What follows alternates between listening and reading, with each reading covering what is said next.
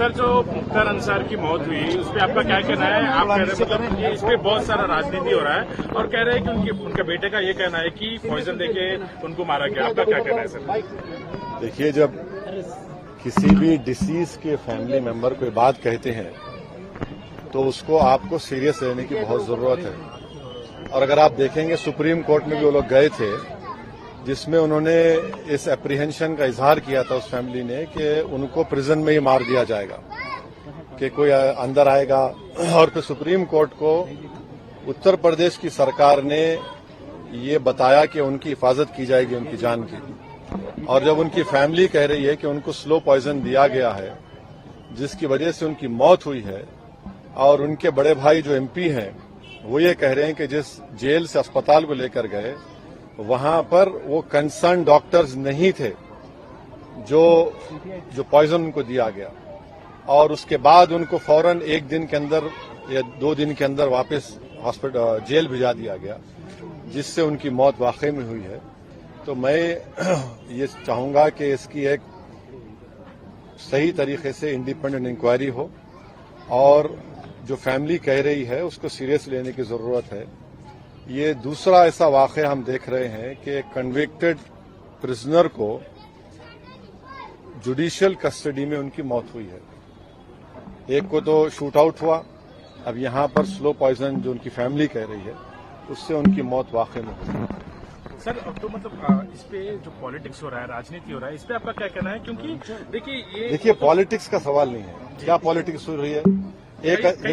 सुनिए, एक आदमी तो मर गया जो जुडिशियल कस्टडी में है, ठीक है, कोर्ट ने उनके ऊपर सेंटेंस दिया, मगर आपकी कस्टडी में है, जुडिशियल कस्टडी में है, और ये तो दूसरा वाकया है।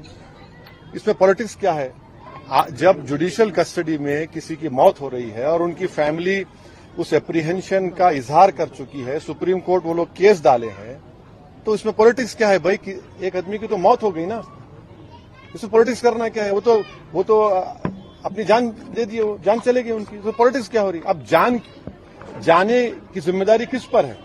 इसमें पॉलिटिक्स क्या करना है? इसमें तो सच्चाई को जानना है, जस्टिस करना चाहिए। Worst rule is prevailing. Sir, worst rule is prevailing, and at the same worst rule is prevailing. क्या worst rule is prevailing in Uttar Pradesh, and at the same time, inquiry should be conducted. Is what opposition leaders are demanding. What would you like to state? Well, I have been always been saying that in the biggest state of our country, the state is being run by rule by gun, not by rule of law, and this is the second instance wherein a person has died in judicial custody. The whole world had seen that earlier 2 convicted prisoners, one happened to be an ex-MP, was shot dead. Mr. Ansari was an ex-MLA, and he was in judicial custody. And when this family has filed a case in Supreme Court, stating to the Honorable Supreme Court that there is an apprehension by the family that he will be killed inside the prison.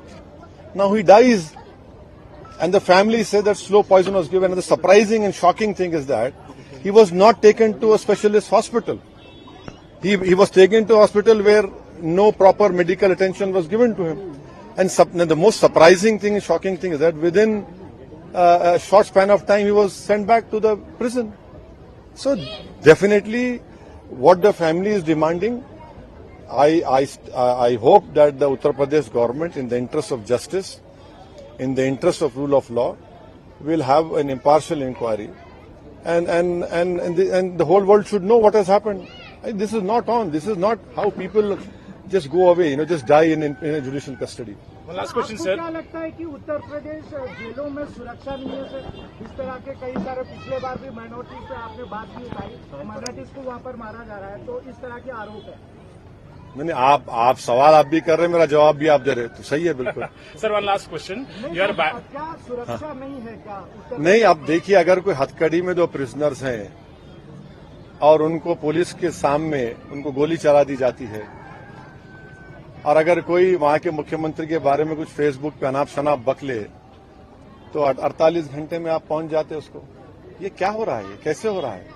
Rule of law से देश UP चलना चाहिए, rule of gun से नहीं चलना चाहिए। इससे संविधान के ताल्लुक से, कोर्ट्स के ताल्लुक से जो इकबाल होता है ना, उस इकबाल को बरकरार रखना चाहिए।